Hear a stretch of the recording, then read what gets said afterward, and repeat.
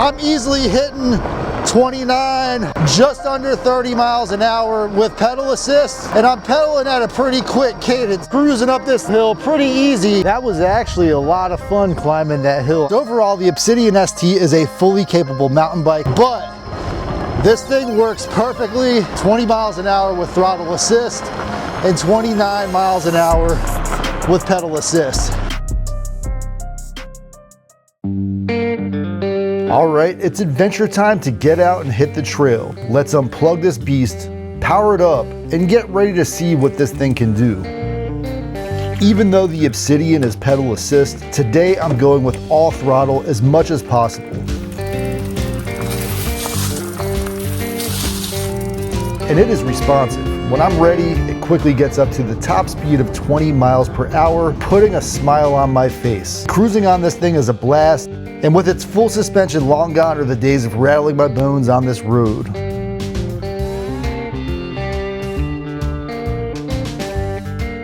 All right, it's time for the first climb. I've seen so many bikes struggle here, and honestly, I'm not sure if the Obsidian ST is gonna make it. But let's find out. I can feel that power kicking in, and it's definitely working hard. And as we arrive at the top, man, I'm impressed. That was a serious climb. I was honestly a little worried, but it just powered through. Just a quick note, MokWheel provided the Obsidian ST for this review. They haven't paid me or influenced the content in any way. They just wanted a fair look at the bike. So that was actually a lot of fun climbing that hill. I'm pretty impressed with how well it handled it.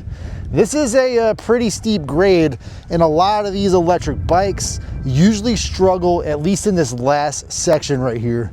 This thing was still hitting 5 or 6 miles per hour, and typically I'll tap out and have to pedal at the top, but I didn't have to pedal at all with this climb. That was awesome.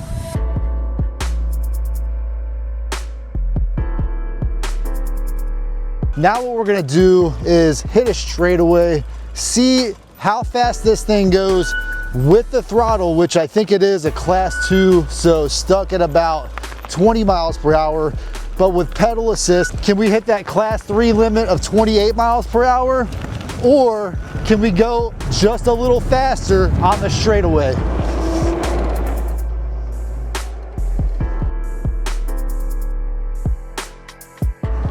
This is a pretty easy hill right here.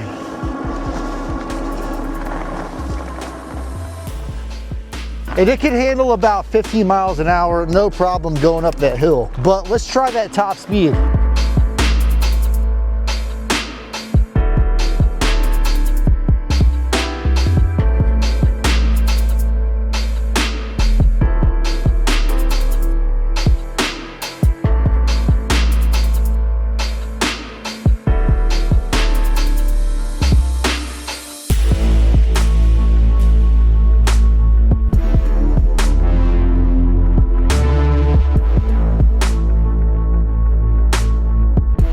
So the motor does cut out at 20 miles per hour in pedal assist, and I'm cruising up this little hill pretty easy at 20 miles an hour.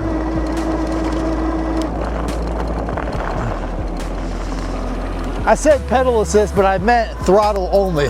Now, let's go ahead and put it in 8th gear and see how fast we can go with just the pedals. There are some strange rules the way that the classes of electric bikes work out.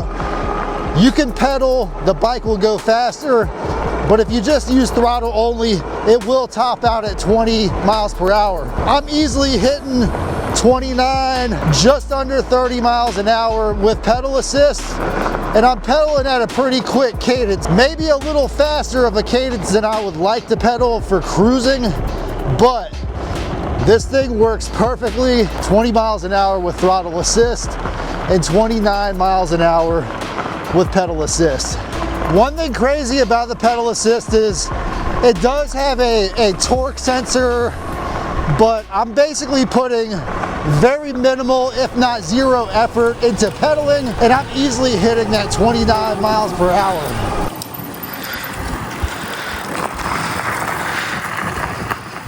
Hitting the trails, the Obsidian seems to be handling things perfectly. I'm trying to push it, but honestly, it just devours everything up that I throw at it. No bone rattling here, just smooth riding. The hydraulic disc brakes offer plenty of stopping power for controlled confidence boosting stops every time. They are powerful and I'm feeling totally in control. That's key to enjoying rides out here. And honestly, that's what it's all about. Just getting out there, exploring and having a blast, knowing I can roll over anything, especially with its massive 24-inch fat tires absorbing up all of the rough stuff. So overall, the Obsidian ST is a fully capable mountain bike. It has front and rear suspension, and they can eat up any of the bumps I've thrown at them so far. In fact, this mountain bike is actually much more off-road capable than I am. I am getting a little older and beat up, and so I really appreciate how well the bike soaks up all of the bumps on those standard dirt roads as well as on the hardball road. It was simply a cloud to ride on, and even out on these dirt trails, I'm having a lot of fun. Pretty much all electric bikes come with a 7 or 8 speed shifter. The Obsidian has that 8th extra speed, and it is very easy to use with that pedal assist. I didn't really find myself searching for a lot of gears, but that 9th gear or a higher top end with a lower cadence would have made the bike a lot better, especially at that 29 miles an hour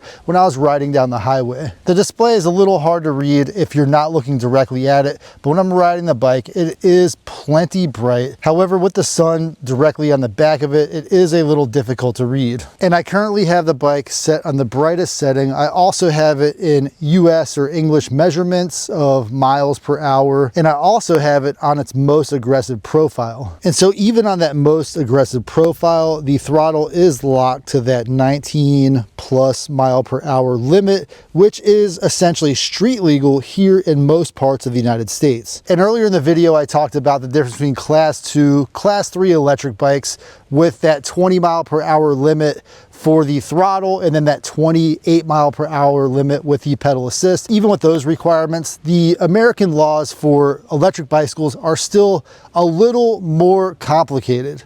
There is a limit of 750 watts for the motor. And in this case, this motor is rated at 1000 watts and it can surge up to 1300 watts. And so in real world use, you still have the capabilities of a completely street legal bike, but you do have a motor that is a little bit outside of those limits.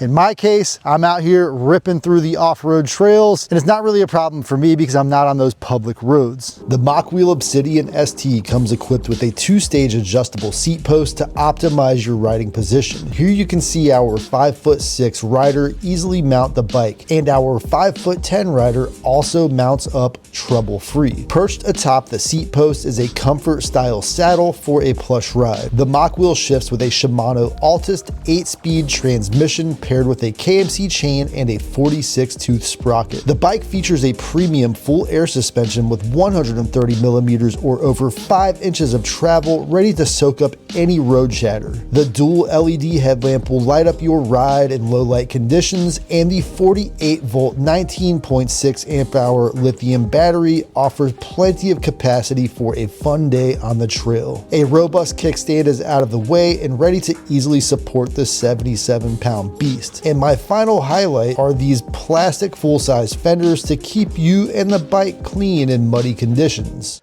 All right, time for a rundown of the pros and cons. Let's start with the good stuff. And number one, the bike's got plenty of juice, making powering up hills a breeze, and that throttle is super responsive. That true mountain bike suspension is a game changer, making this thing a capable off-road beast. The powerful brakes are super responsive, giving you plenty of stopping power on the trail. These massive 24-inch tires will essentially roll over anything. It's really just a fun and capable e-bike ready to tackle trails or any adventure you throw at it. And so that brings me to the cons. And number one is the bike is super heavy. It weighs 77 pounds. It's not necessarily heavier than other e-bikes, but 77 pounds is something that you're not going to want to lug in and out of the back of your small car or SUV. You will want to ride this from point A to point B, probably without loading it into a vehicle. And con number two is this is somewhat of an expensive e-bike. However, you do get what you pay for. It has that premium full suspension.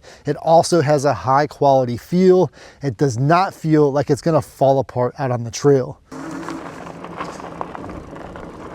So there you have it. This thing is an absolute beast. It climbed like a champ and cruised like a dream.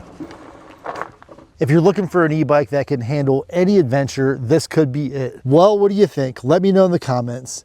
And for more adventure gear content like this, please subscribe and don't forget to check out my affiliate link. Keep the wheels rolling and the adventures turning.